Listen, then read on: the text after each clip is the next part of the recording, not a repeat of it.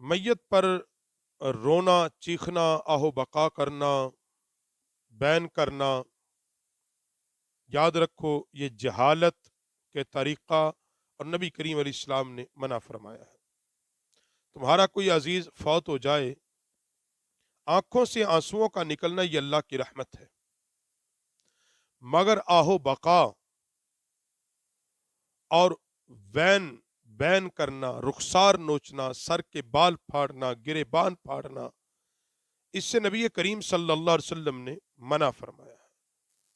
اور آنکھوں سے جہاں تک آنسوؤں کا نکلنا اور رونے کا تعلق ہے فقط، تو اس کے بارے میں حضرت انس رضی اللہ تعالی عنہ فرماتے ہیں، ہم رسول اللہ صلی اللہ علیہ وسلم کے ہمراہ ابو السیف الیقین کے گھر داخل ہوئے، جو حضرت شہزادہ ابراہیم رضی اللہ تعالی عنہ کی داعیہ کے شوہر تھے۔ آپ صلی اللہ علیہ وسلم نے حضرت ابراہیم کو گود میں لیا، یعنی نبی علیہ السلام کے یہ بیٹے تھے، یہ ان کا ذکر ہے، آقا علیہ السلام کے یہ بیٹے تھے، انہیں چوما اور سونگا۔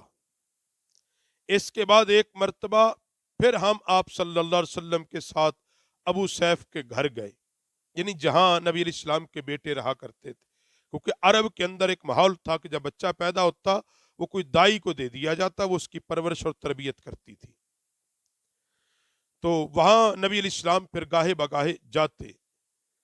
اس وقت حضرت سیدنا ابراہیم رضی اللہ تعالیٰ عنہ، نبی کریم صلی اللہ علیہ وسلم کے ساتھ ہم ابو سیف کے گھر گئے، اس وقت حضرت ابراہیم رضی اللہ تعالیٰ عنہ نبی علیہ السلام کے بیٹے حالت نزاع میں تھے، یعنی تکلیف میں تھے، بیمار تھے۔ رسول اللہ صلی اللہ علیہ وسلم کی آنکھوں میں آنسو جاری ہو گئے۔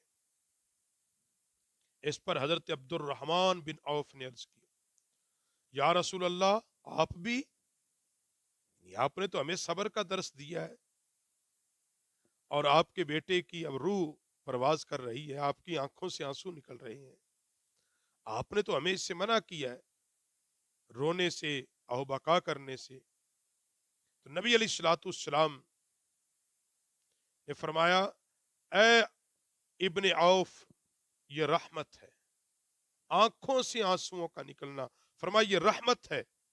اب آپ صلی اللہ علیہ وسلم نے ایک بات بھی فرمائی، آنکھ آنسو بہاتی ہے اور دل غمگین ہے۔ آقا علیہ السلام نے کہا، آنکھیں آنسو بہاتی ہیں، دل غمگین ہے، اس کے باوجود ہم وہی کہیں گے جس سے ہمارا رب راضی ہو۔ اے ابراہیم، ہم تیرے بچھڑنے سے غمگین ہیں، یعنی نبی علیہ السلام نے یہ جملے کہا ہے، فرمایا ابراہیم، ہم تیرے بچھڑنے سے غمگین ہیں، ہمارا دل غمگین ہے، آنکھیں آنسو بہا رہی ہیں، مگر ہم وہی کہیں گے جس پر ہمارا رب راضی ہے، ہم اللہ کی رضا پہ راضی ہیں، اللہ سے ہمارا شکوہ کوئی نہیں۔ اور پھر بخاری شریف کے اندر بھی، ترمذی کے اندر بھی، عبداللہ بن مسعود رضی اللہ تعالی روایت کرتے ہیں، رسول اللہ صلی اللہ علیہ وسلم نے فرمایا، جس نے رخساروں کو پیٹا، کپڑوں کو پھاڑا اور جاہلانہ چیخو پکار کی، وہ ہم میں سے نہیں۔ آنسو گرنا ایک الگ چیز ہے، یہ بات یاد رکھو۔ آنسو جو آتے ہیں یہ اس بات کی دلیل ہے کہ جو فوت ہونے والا ہے اس کے دل میں کچھ محبت تھی، اور وہ اللہ کی رحمت کے آنسو ہیں کہ دل جب نرم ہوتا ہے تو آنکھوں سے آنسو گرتے ہیں۔ مگر یہاں جو بات کی گئی کہ وہ رخساروں کو پیٹنا، چھاتی پیٹنا، کپڑے پھاڑنا، فرمایا یہ جاہلوں کا طریقہ ہے، مہذب طریقہ آنکھوں سے آنسو گرتے ہیں، اور یہی کہا جاتا ہے، مالک ہم تیری رضا پہ راضی ہیں، ہم تیری ہی رضا پہ راضی ہیں، ہم دکھی ضرور ہیں، غمگین ضرور ہیں، پریشان ہیں، دکھ پہنچا ہے، مگر تیری رضا پہ ہم راضی ہیں۔ حضرت ابو مالک اشعری رضی اللہ تعالی روایت کرتے ہیں، رسول اللہ صلی اللہ علیہ وسلم نے فرمایا، چار کام جہالت کے لیے میری امت میں جاری رہیں گے، وہ انہیں ترک نہیں کریں گے: خاندان پر فخر، دوسروں کے نسب پر تان، ستاروں کی چال، بارش کی توقع رکھنا اور نوح کرنا۔ کہا یہ رسم جہالت کی ہیں. حضور نے کہا یہ امت میں رہیں گی جاری، چھوڑے گا نہیں کوئی ان کو، مگر جو چھوڑے گا اللہ کی رحمت اس پر برسے گی. وہ 4 کام کیا ہیں؟ فرمایا خاندان پر فخر کرنا ہے. جی ہم بٹو ہیں، ہم چودھری ہیں، ہم جاٹ ہیں، ہم چیمے ہیں، ہم گجر ہیں. تو جانتا نہیں ہم کون ہیں؟ فخر خاندانوں پر، حالانکہ خاندان پر فخر کوئی نہیں. اگر کرنا ہے تو تقوی اور پرہیزگاری پر. دوسروں کے نسب پر تان کرنا، یعنی اس کی کم ذات اور نیچی ذات کو بیان کرنا، اس کے نسب کے متعلق کرنا تو فلاں کا ہے، میں جانتا ہوں تیرے باپ کو وہ کس قابل تھا. ستاروں کی چال سے ستاروں پر یقین رکھنا. آج ہر بندہ ذائچے کے چکر میں ہے. جی بتا دیں ہمارا ستارہ کیا کہتا ہے؟